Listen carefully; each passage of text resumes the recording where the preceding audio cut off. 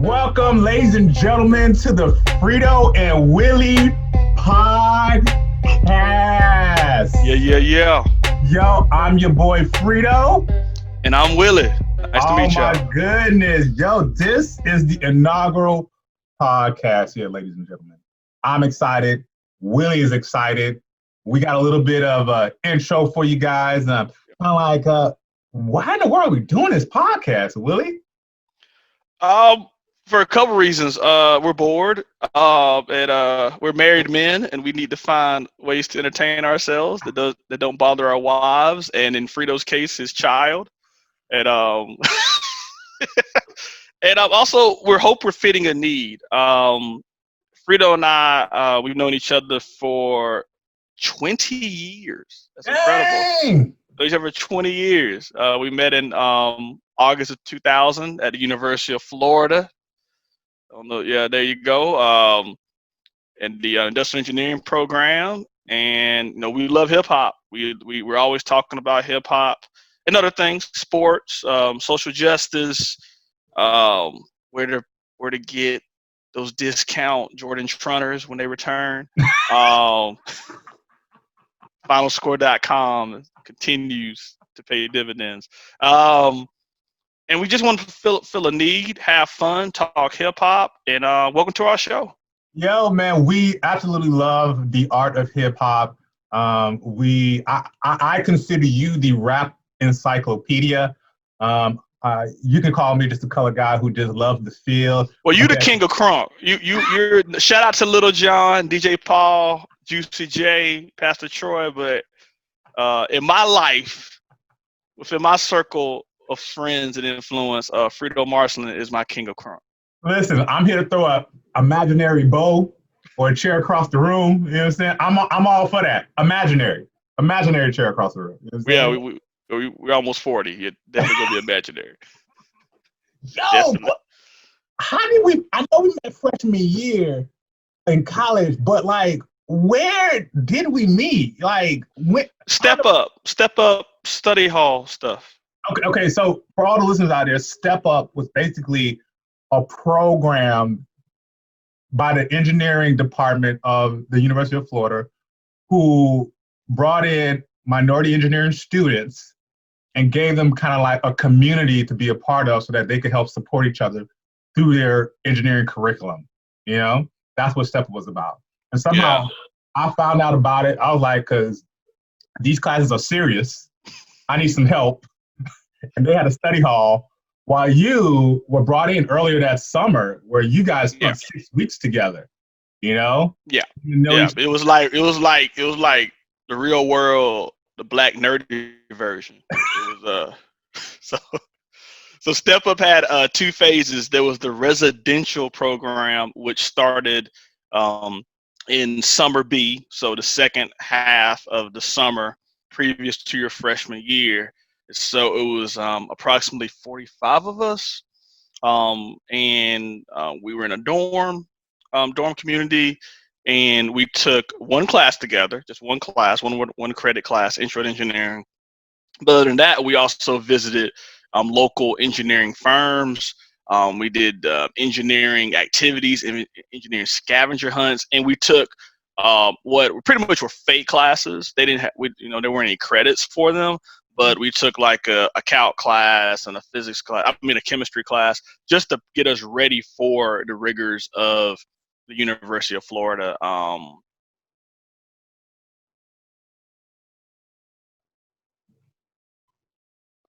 Willie, you there?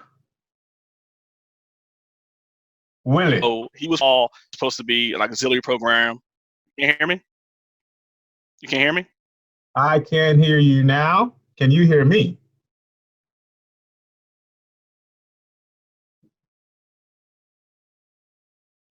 Oh, now you froze up. You froze up for a while. Okay, can you hear me now? Yeah, I can hear you fine. All right, cool then. What should I do? Okay, no, it was saying something about my internet connection being a little bit unstable. You know what I'm saying? Okay. Should I start at a certain part of the story, or should I just go to the next thing?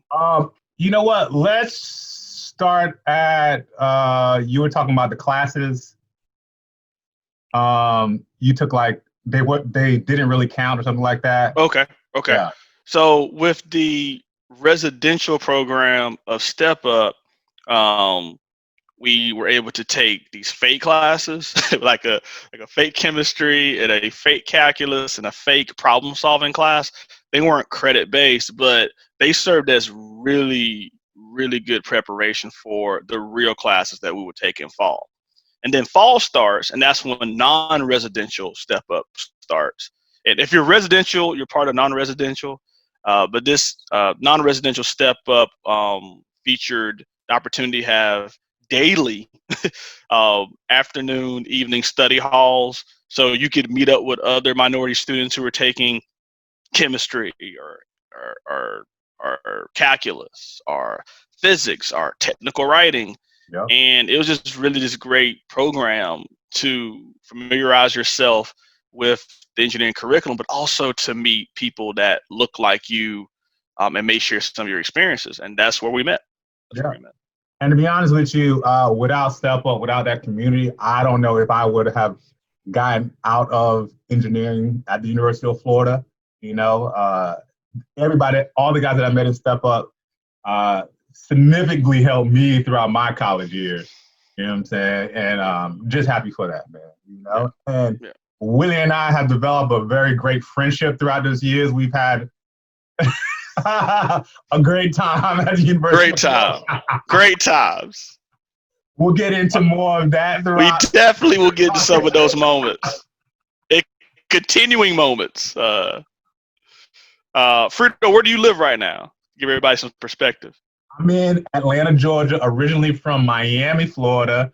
I am the offspring of Haitian immigrants. You know, after I left Miami after high school to go to the University of Florida. After that, I moved to beautiful Atlanta, Georgia, where I've been here for a good amount of time, probably like 15 years, something like that. You know what I mean? Yeah. This is where I reside right now, and I've seen Atlanta drastically change throughout the years. You know what I'm saying? You know, and how about yourself, Willie? Where you at? All right, so I'm actually from Georgia, a small town called Edenton, Georgia. It's about maybe 75, 80 miles from Metro Atlanta. After going to the University of Florida and graduating in 2005, I moved around the country a lot. I did spend 1 year in Atlanta. I'm not living too far from Frito. And then I spent 7 years in Fort Worth, Texas. And then in 2013, I moved to the D.C., Maryland, Virginia area. And right now I live in Landover, Maryland, which is literally I can walk to the Washington Redskins FedEx Field Stadium right now. There's no reason to do that, but yeah. So you see the Washington hat. I'm representing DC right now. A very proud Georgian. Very proud Georgian, though. Very proud. Nice. Yeah. Yo, that's a beautiful thing, homie, man. That's a beautiful thing. Now, you know, we got to know just a little bit about each other, and of course, throughout the time of this podcast, you're gonna get to know a little bit more. But you know, since we're gonna delve a little bit more into hip hop. All right. Willie, tell us something about what was your introduction to hip hop, man? Okay, so I'm an '80s baby, born in '81. It's not like I grew up in New York, where hip hop, where it was at its origin. I grew up in very rural Georgia. My first experience with hip hop, probably just like almost any '80s kid, was more of the dancey hip hop. More of the like Heavy D was a big thing in my household because my dad liked New Jack Swing, and Heavy D definitely was one of the hip hop artists that lived unrepresented on New Jack Swing, the late great Heavy D. That metaphor, I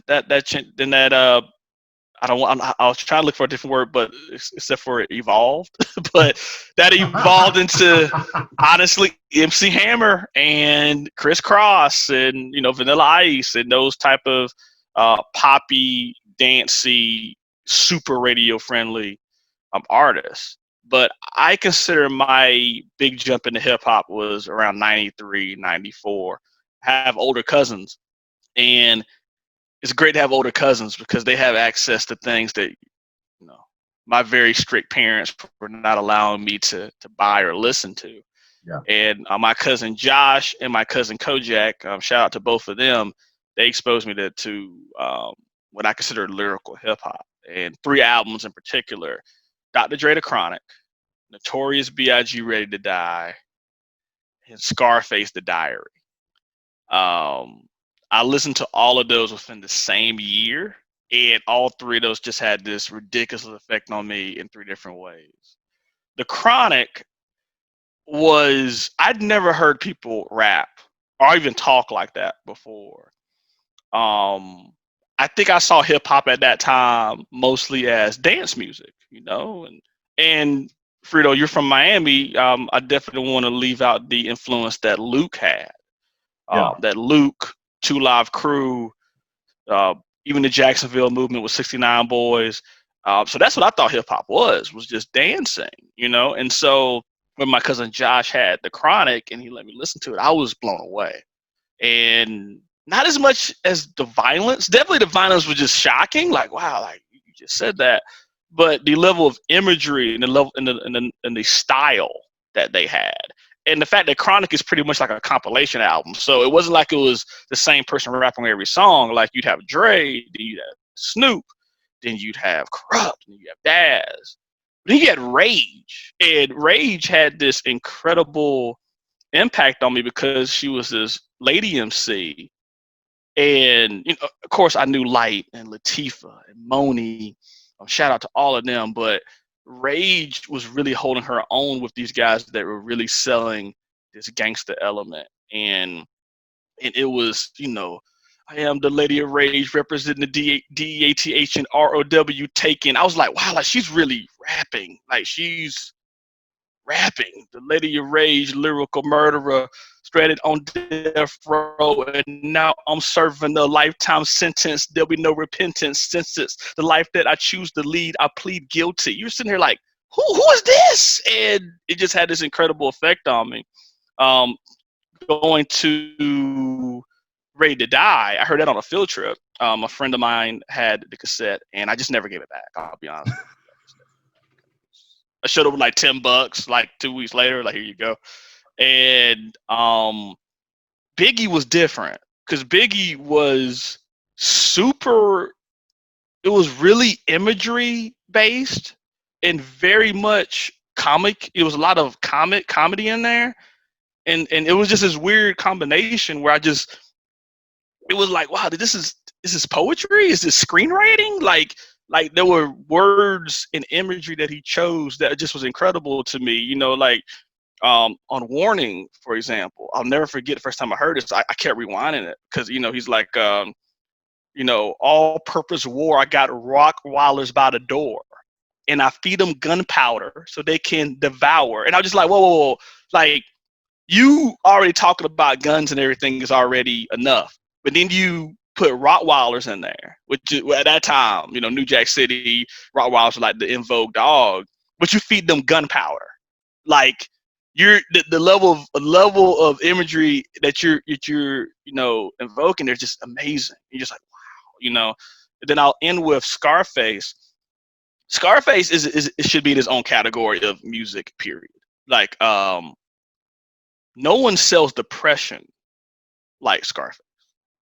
Like, cause like he sells depression, and I don't mean in a negative way. What I mean is that if anybody wants to understand why so many of our youth tragically are in these situations where they don't see a way out, that they see this level of hopelessness and despair and this, listen to Scarface the Diary. The first half of that album is some of the most brutal, honest, scary, horror invoking imagery I've ever heard. And he wasn't glorifying it. It wasn't like he was trying to make it seem like it was cool. In the same songs, he was saying, "This is not the way to act. It's not the way to be. I don't want to feel this way." And it was just Scar. I remember Rakim saying that if he was an instrument, he'd be a saxophone. Scarface would be an organ. Wow. Like he'd be an organ. Like he's the music in the Thriller movies by voice. And so it's things that he would say, and like it wouldn't be super metaphorical maybe, and maybe he didn't have the incredible vocabulary, I guess, that some other rappers do. But when he says like very simple things like, I got this killer up inside of me. I can't talk to my mother, so I talk to my diary. It was just like, I don't, there's, that line is so simply read, so simply written, but the way he says it, the way he changes his voice tone, inflections, yeah, those 3 albums, that was a catapult into me really getting into hip hop. I knew I was talking way too long, Frito. I'm sorry. I'm gonna turn it back over to you. No, How did you but yeah, that's it. That's how I got started, man. After that, I just looked at hip hop completely differently because I was a book reader. My mom's an English teacher and a social studies teacher. So I read a lot of novels growing up. And so I was really into like reading and I didn't think of hip hop as literature yet. And with those 3 albums, because even the Chronic, like, yeah, we'll talk about Nothing But a G Thing and Dre Day, but that was post Rodney King riots. You need to listen to songs like The Day the Ends Took Over, A Little Ghetto Boy, and like even on that album, there's so much strife and so much anger and so much rage that I had an understanding of looking. I really understood a little bit more what was going on the other side of the country because of that. Wow. And then with Biggie, I didn't really know New York cats, and so the way Biggie was able to take me to Brooklyn was very, very amazing. And like I said, the humor was just so big with him. It was so crazy how he was able to make stuff that you should not laugh at funny. Like, so I don't give a F if you're pregnant, give me the baby rings and the #1 mom pendant. That's not funny. But I laughed the first time I heard that. Like, there's nothing funny about, a pregnant woman being the victim of an armed robbery. But who does that? Who can put that level, the #1 mom pendant? That's writing. That's incredible writersmanship. So that just made me look at hip hop completely different with those 3 albums.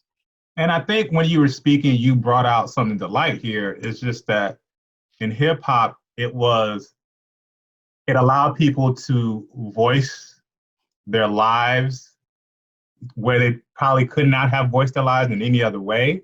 Yeah. And also just the artistry of it. You know what I'm saying? Yeah.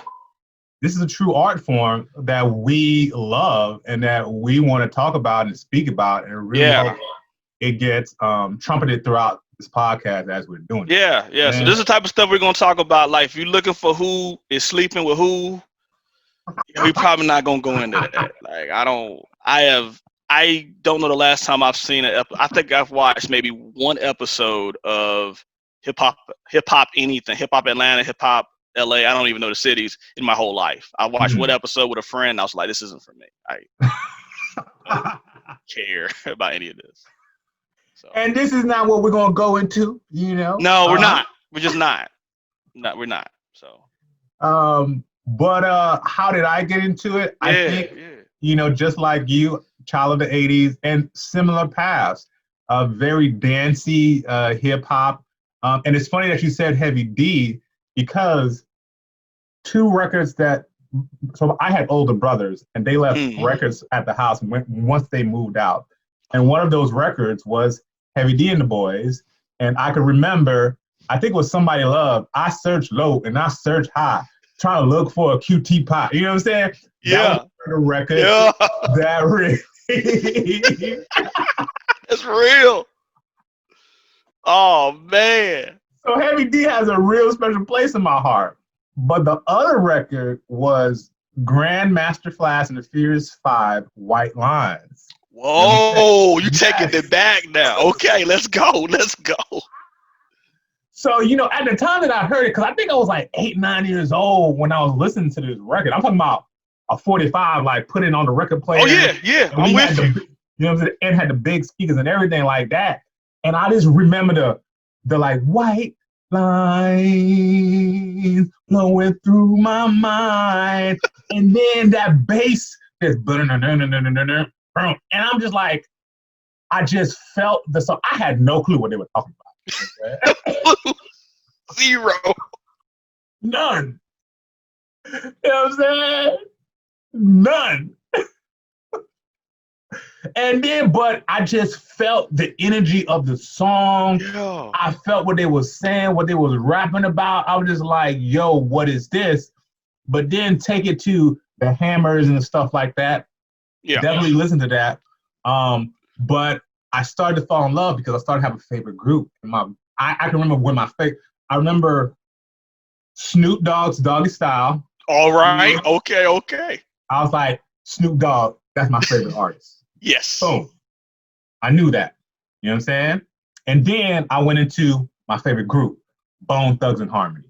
Yo. Let's go. Yes. Because so Bone Thugs and Harmony, I bought the tape.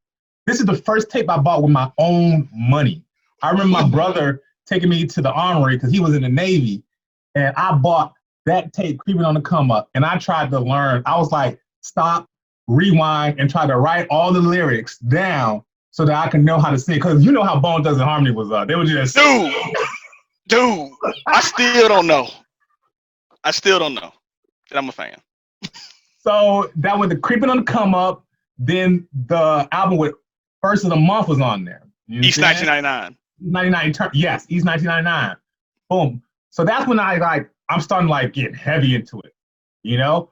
But then when I started to fall deeply in love with hip hop, a friend of my older brother, he gave me this tape. One side had Junior Mafia on it. Oh, okay. The first album, and the other one had Raekwon's Purple Tape, only built for Cuban links. Wait a minute. Okay. So you had Conspiracy on one side, and then you had Cuban Link on the other side on the same tape.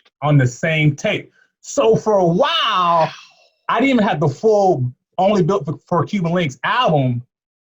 So I probably didn't listen to the whole album probably until a year or two later, when somebody else had the full album and I was able to. Yeah. You know what I'm saying? So he just gave me I guess some of his favorite songs on there, dubbed it. You know what I'm saying? And I had that. But those two albums changed my life. How protective of you were of that tape? Did you let people hold that tape? I didn't tell anybody about it. That was my tape. That was my personal I wouldn't have given you that tape. You ain't getting this. I told nobody. Yo, what about Killer Tape at, son? But also remember this. Miami wasn't feeling New York artists like that. Oh, neither was Georgia. But yeah, definitely Miami, because Luke was not letting people in, dude. Luke had beef with Run DMC. Luke had beef with Dre and Snoop. He was not, yeah. Miami was his own country. Yeah. So most people wasn't even interested in the New York vibe anyway that I was on. True. You know what I'm saying? Yeah.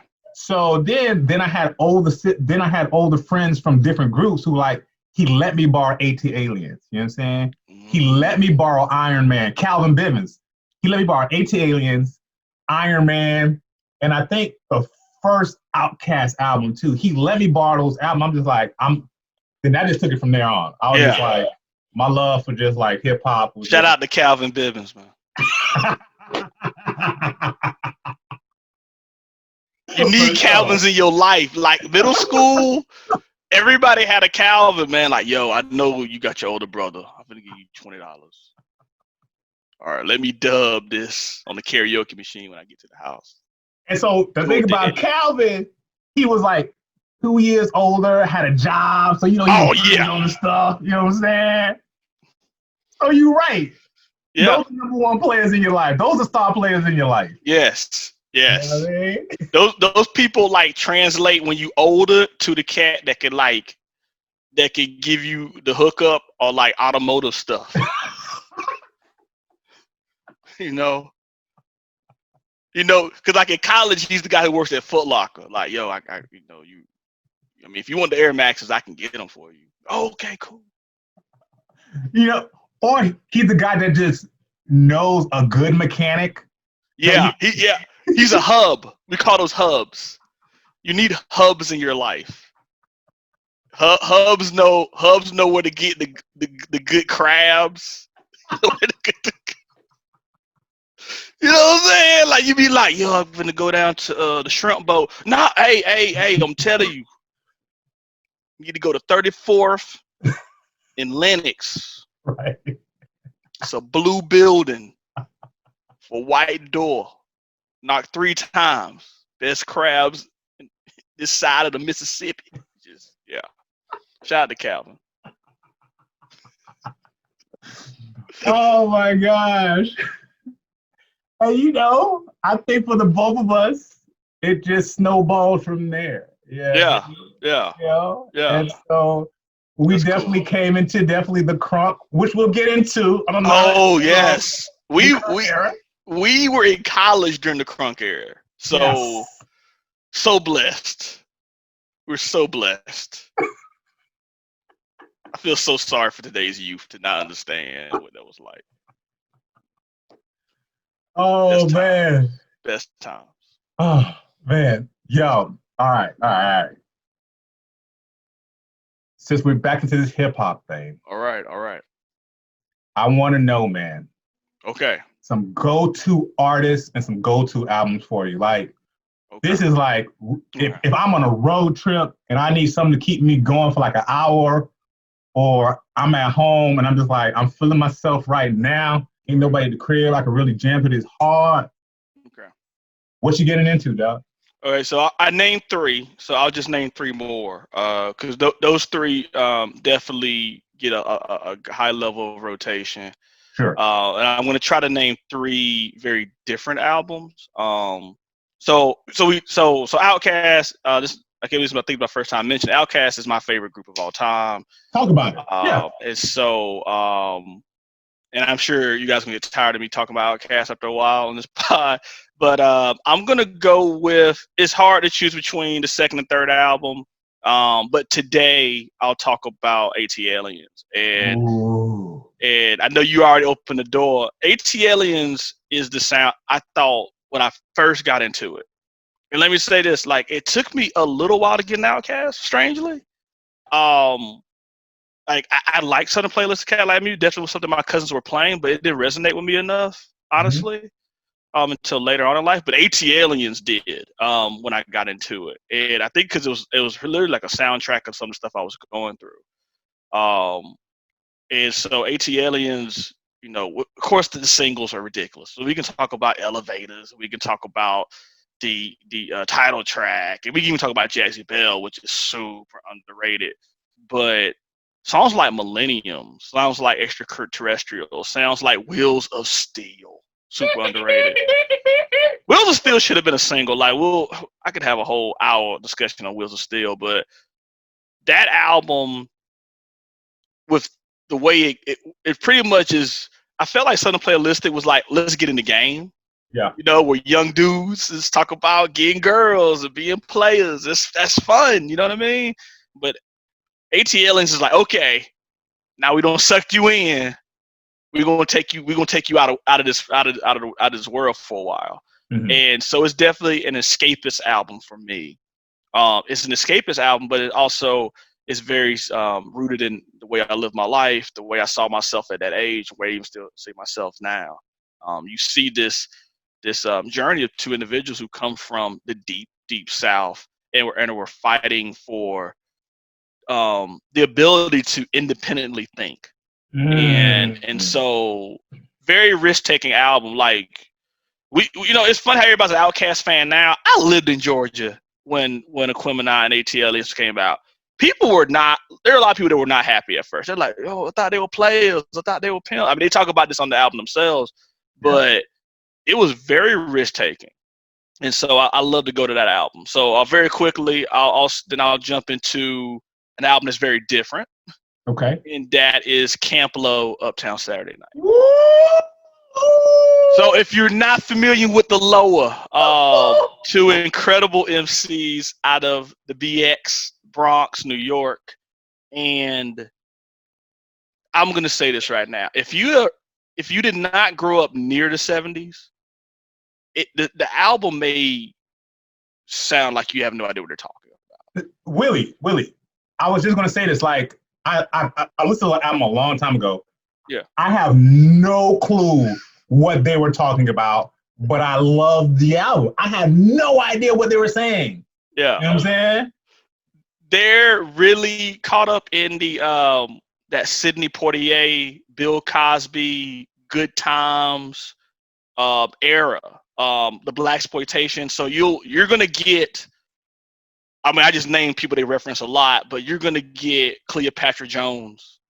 You're gonna get Black Coffee references. You're gonna get Dynasty references. You're gonna get Crystal Carrington references. You're gonna get these references that span from probably the early 1970s to the early 1980s, and they're really students of that era. And you could tell like they're super fans of that era, which I thought was weird. But I thought about it later on in life.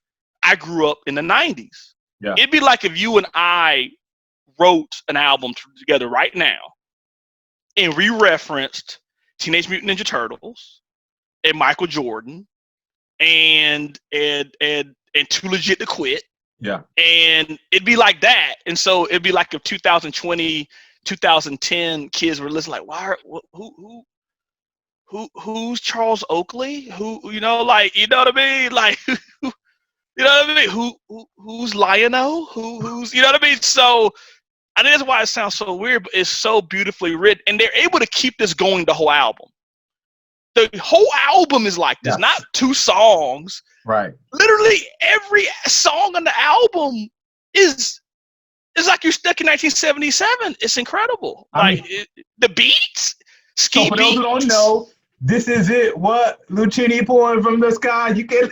Let's get rich, what? You know what I'm saying? Which is a sample from a sample, which I didn't know until later on in life. And I'm like, how did they even get that sample? Like, it's incredible. Like, it is an incredible album. I put an album on when I need to get my creative juices flowing, because I am super impressed. And we could do a whole pod on that one day, maybe. I am super impressed at the regimen it took to keep this extended narrative going for a whole album. It's ridiculous. But see, and that's where I think the beauty of that album came in, is kind of like they really made that an album. It's similar to how during the Oscars, they'll have like a period piece or something like that. Kind of like, wow, yes, yeah. And like just getting all the buzz because it's really capturing that moment of that period, whatever movie it is, whether it be the James Brown movie or something like that, yeah. or you know, or anything of that notion. Yeah. And here you have, they really created a masterpiece about an idea and really revolved the whole album around that idea. Yeah. And delivered it masterfully. You know it's a crazy concept album. It's a concept album. Yeah. Without being a concept, because it doesn't seem forced either. It's crazy.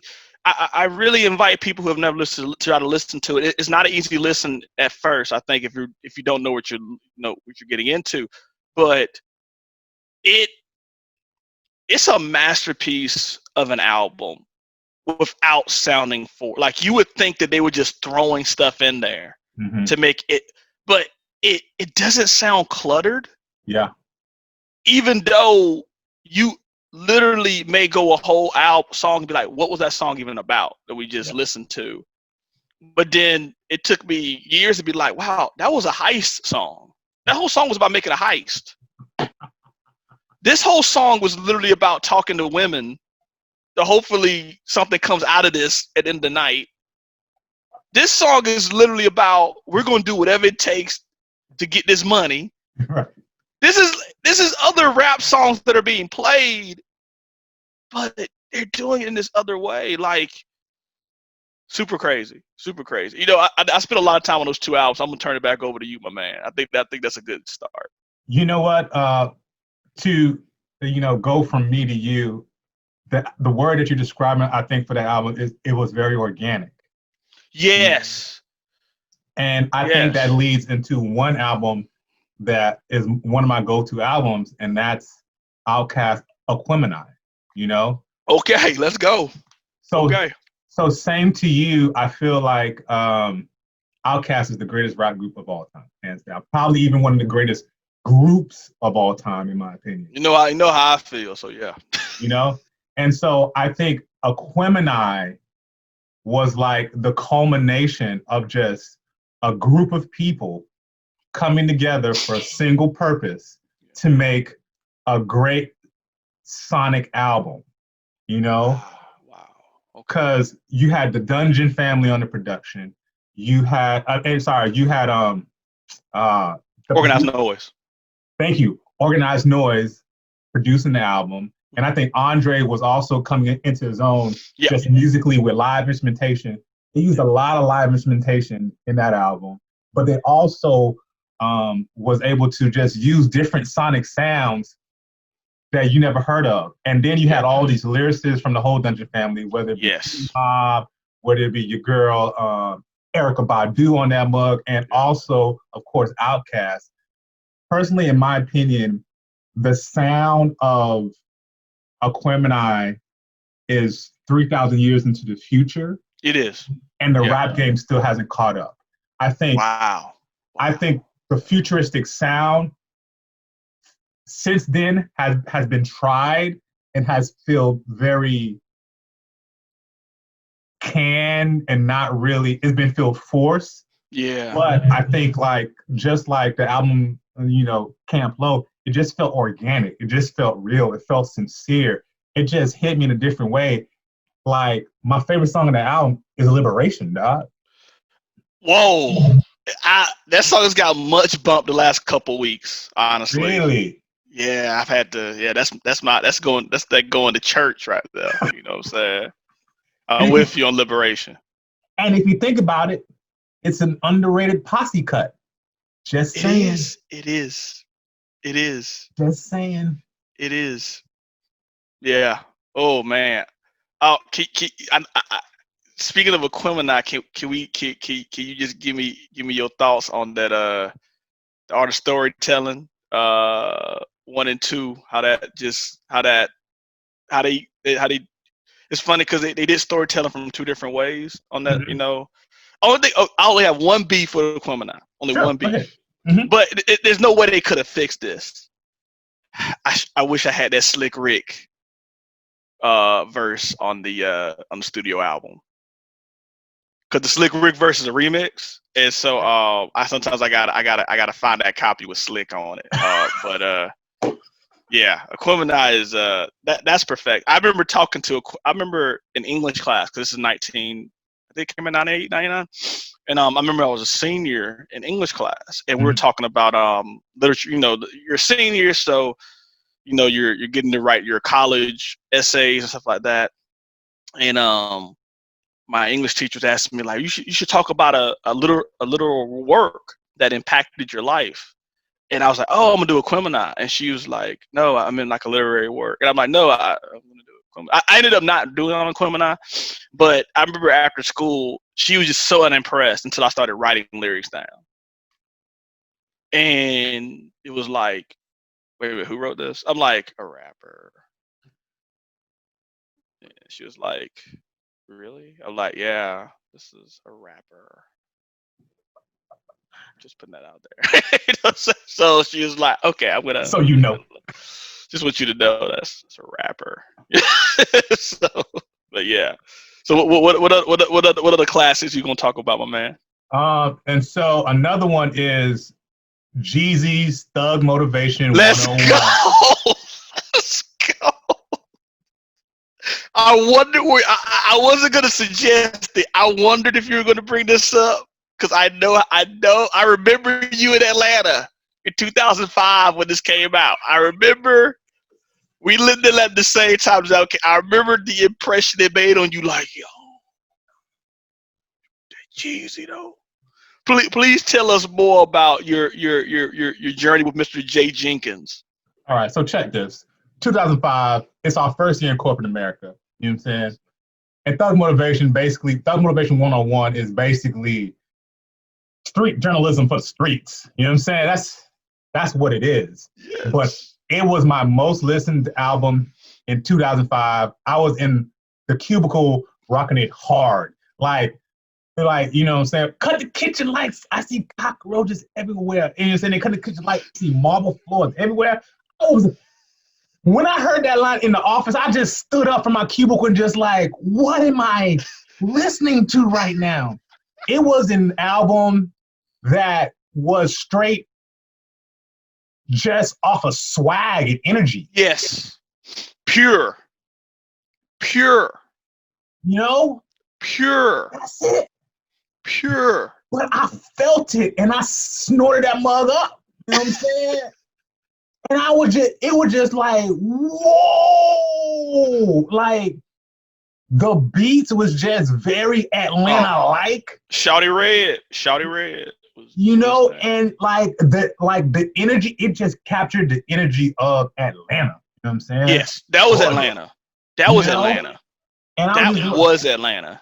Wow. Shout out to Tip and Gucci as well, but but 101 was Atlanta.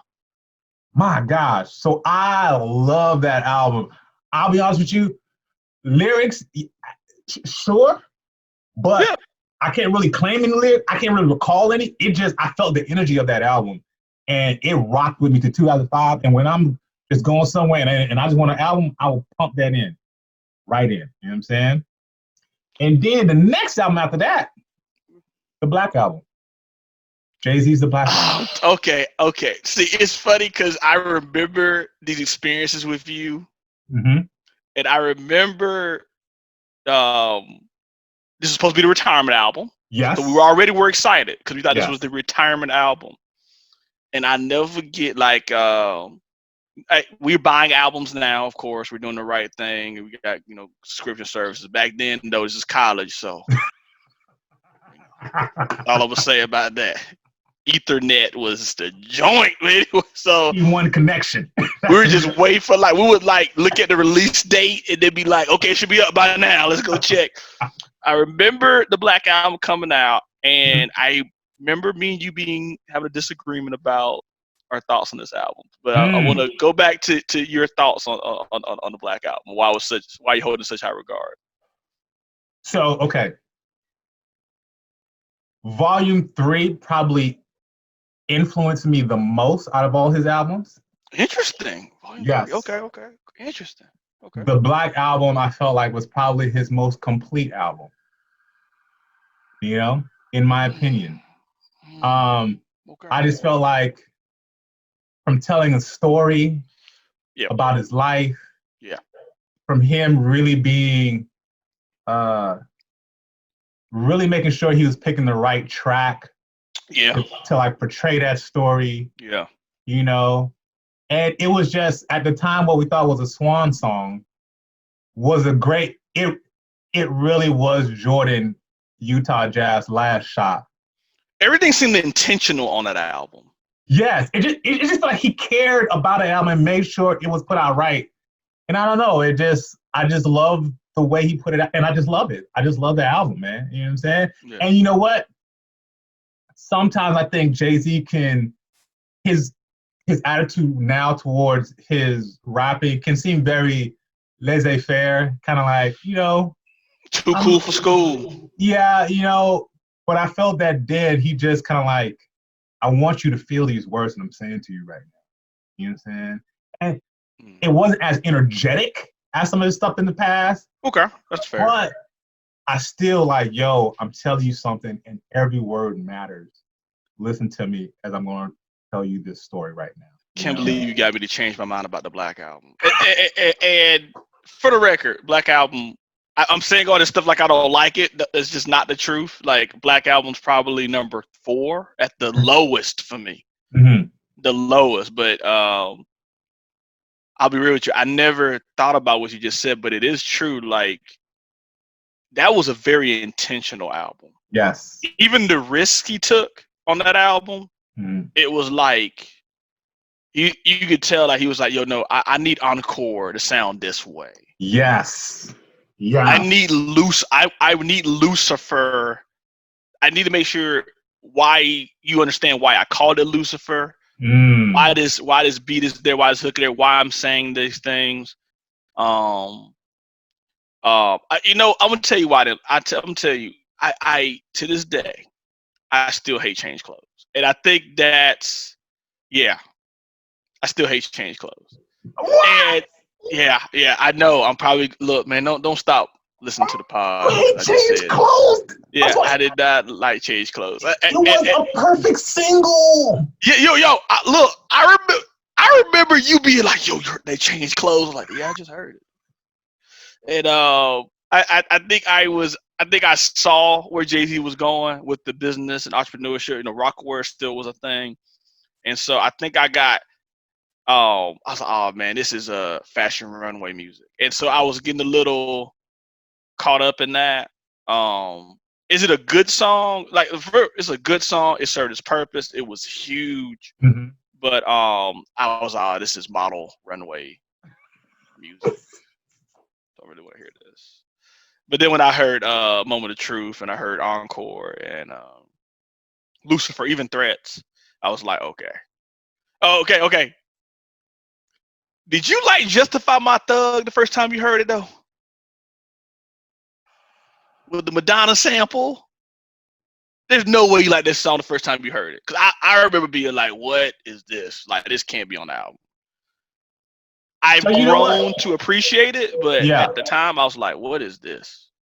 You know what? So there are some songs where you feel like, what is this doing on the album? Mm-hmm. It's not one of my favorite tracks, but I wouldn't say I didn't like, oh, this should never have been on there. I think it flowed into the vibe of the album. Yeah. You know? It was intentional. Like, let's get the Madonna sample on here. Like, that's what I felt like. That was a big thing. Like, oh, you got a Madonna sample. Mm-hmm. So I got it. Fast forward to Quavo in 2018, fighting to get his Madonna sample. It's amazing for his album. I But didn't know that. Oh wow. Okay. that song is really, really bad. But no one's talking about the Quavo album anymore. But but yeah. But yeah. I'm with you. Black. I'm probably gonna re-listen to the Black album. Probably this weekend sometime. But Bet that up. it was a great it was a great swan song. I definitely agree that I left there thinking, man, wow, and at that point, it's just so weird, like to think about like what we all saw as Jay-Z's catalog at that point, and we were still like, we were really being like, wow, like his catalog. Okay, Blueprint 2 wasn't great. Let's just put it out there. Blueprint 2 wasn't great. Double albums are hard to make. Mm-hmm. And I'll even okay with someone making a statement about, the Dynasty album, even though it should have been a compilation, and I always saw it as a compilation. This is the Rockefeller album. But it's crazy. After that, he gives Kingdom Come, which is okay, and Magna Carta Holy Grail is not a good album. American Gangster is very underrated, stupidly underrated. But it's amazing that like it really was on. You're right. It really was on some Game 6 stuff. Like you left there, like wow, like is Jay-Z the best? Is Jay-Z the best? Maybe not MC or whatever, but is he the best hip hop artist of all time? And like you left there thinking that. And I don't know. We can talk about. I know we're gonna talk about this later in pods, but I wonder. There's an argument for leaving out on top or leaving out early. I wonder where would we hold him if he left after the Black album. So that's interesting.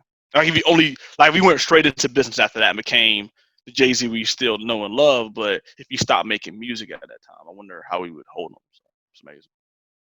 It's good, man. I'm glad that he didn't stop because he still made some songs that were great. Even if the album wasn't awesome. Oh yeah.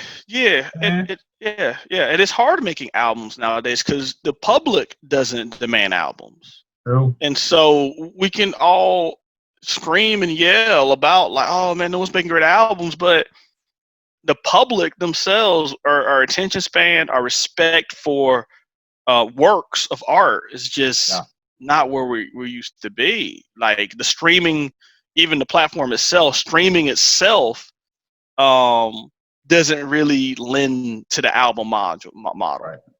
You know, it makes sense to do what Cardi B does, or what I can never remember to do. Oh, OT Genesis does. Mhm. Like I don't know if OT Genesis ever put out an album. If he has, I apologize.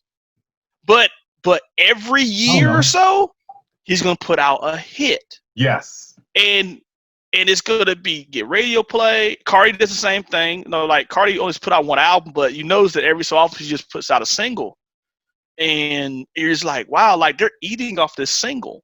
I mean, you could call it the young Dro. Dro, yeah, Dro was, yeah, Dro was He's a hit guy. definitely He's a hit guy. Dro was a hit guy. Dro was a hit guy, and that's enough. And I think sometimes it's just enough for whatever your career is, because currency is the exact opposite.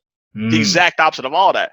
Currency puts out multiple, what do you want to call them, albums, mixtapes, street albums, whatever you want to call it. He puts out multiple long form works of art every year. And you know why he said he does it? Because he's a tour artist. And he's like, I tour all year. I'm going to go to New Orleans. Well, not New Orleans. He's from New Orleans. I'm going to go to Atlanta maybe twice in 1 year. I can't have the audience being like, those are the same songs I heard in January, cuz. Wow. So he had to put out a new work of art so his fans could be like, oh, I got something new out of this. Right. He makes his money off of touring, period. Yeah. And so, but if you're Cardi and you just need to make that hit so it ends up in a Target commercial, you know, or it gets played at an award show or in a movie, albums don't really make any difference. So, I know we spoke some about this through albums and probably artists. Is, outside of what you already spoken about, is there a go-to artist for you? I mean, Outkast isn't even in the go-to anymore. They're just like always there. Yeah. But other than them, I will say, because of right now, what's going on in this country, two artists in particular, two groups of Big Crit out of Mississippi.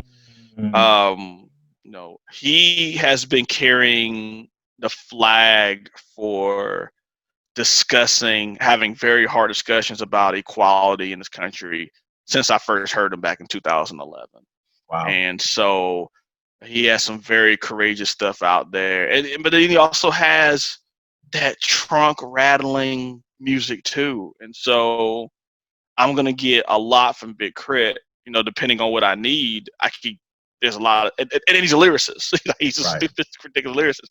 And then on the other side of that, but very, very related, is Run the Jewels, the collaborative between El Producto, LP, and the legendary Killer Mike. You know, so yo, yeah. It's funny that you say that, because I remember listening to their first album and was surprised how good it was. Yeah. And I really haven't gone back to them because they're not in my mindset. You know what I'm saying? They put out an album last week and it's hitting. That's all I'm gonna put out there. It's hitting. Dude, walk in the snow. Just look, when you get out the car, yeah, Run the Jewels 4. Okay. Walk in the snow. Oh my God. Yeah. And that's not even the single. The two singles they put out are ridiculous, but Walk in the Snow is just, you're gonna think it got recorded last week. Is all I'm gonna say about it. Because it is, you're gonna think like, did they just write this? Right. You know, but they wrote it last year, you know, but Walk in the Snow. That's all I'm gonna say. Walk in the Snow. Okay. Bet that up. You know what I'm saying? Yeah. So what about you though? What about you? So I'm definitely more into genres and stuff. Okay. But one artist that a lot of times is just go-to for me,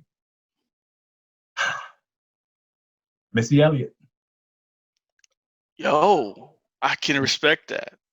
Tell me more though. Tell me more. I just feel like it's always going to be a good time with her. It is. And she knows how to make good sounding music. Like, oh, that's a great way of putting it. you know, she's gonna give you energy. You know what I'm saying? She's gonna give you vibe. She's gonna give you swag. You know what I'm saying? Like, she's just gonna give you just like flyness on the platter and serve it up. You know what I'm saying? And just like, if ever and like the album, yeah, lyricism, you know what I'm saying? It's all, you know, subjective here. But if I want a good time and I'm trying to pet myself on that long car drive or something like that, I'm putting in a Missy album. You know what I'm saying? And I'm gonna ride out to it. You know? Surprised. I was like, you know, an artist that I surprisingly go to a lot is Missy Elliott. Knowing you, I'm not surprised at it, but I'm glad to hear more brothers talk about Missy. I feel like and I don't know exactly why, but shout out to Lauryn Hill, because I'm about to throw some Lauryn Hill shade out there. I see that a lot of times when hip hop hippity hop, rappity skip, brothers talk about hip hop, you know, Lauryn Hill's our go-to. You know what I mean? You know, shout out to and respectively. Respectfully so now, like we're gonna talk about our concert performances at another time. But Miseducation Lauryn Hill should be hanging in a museum, multiple museums. So, but it's amazing that if you look at all the other just pure like lyrical standards of hip hop, Missy checks almost every other box. And so, like you said, like she's gonna give you energy. The music is gonna be ridiculous. Yes. Your creativity is gonna blow you away. Yes. And it's something when you take creativity for granted. Like when you look at the fact this is the same person who made Sock It To Me, but she also made In the Rain. Yep. But she also made All of My Grill. But she also did Lose Control.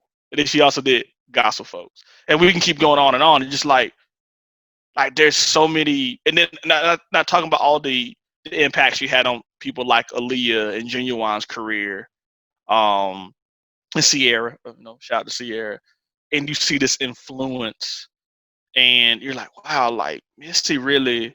Do you remember when VH1 did the hip hop honors back in the day? So I remember it. And like Missy got was honored. A lot of people thought it was too early because it was like, they list all these artists that hadn't been noted on this. Honestly, like, where's the hip hop honors? Where are these honors being stored? It's not it's a TV show. And I remember being one of those people at first, like, Missy being acclaimed too early. But then I sat down and looked at her catalog. I was like, I am tripping. The catalog's long, bro. It's long. Like, she's doing Pharrell-ish. It's just it was doing it way earlier. Yes. I mean, Pharrell came out at the same time, but what I mean earlier is like I think she was recognized earlier, is what I should say. Thank you. And like we never made a term for New Jack Swing 2, but that stuff that Aaliyah and Genuine and that whole Virginia area, Timbaland, of course, I cannot mention Timbaland, of course, because he's the second part of that duo with Missy. 702, the Brad. So many people influenced by that Missy Timbaland sound. Like Missy, we need to give Missy all her flowers now. Right. All of her flowers. So shout out to that. I can respect that. Thank you. Shout out to that, man. I'm gonna bump some Missy when I get out of here too. Oh, get your freak on! Did I mean to get you? You did not mean to get your freak on. In college was like necessary. Like you would look back at the DJ. Like, did we miss get your freak on? Right. Like, and you just hear that sabado. Hey. Yeah, headbanger.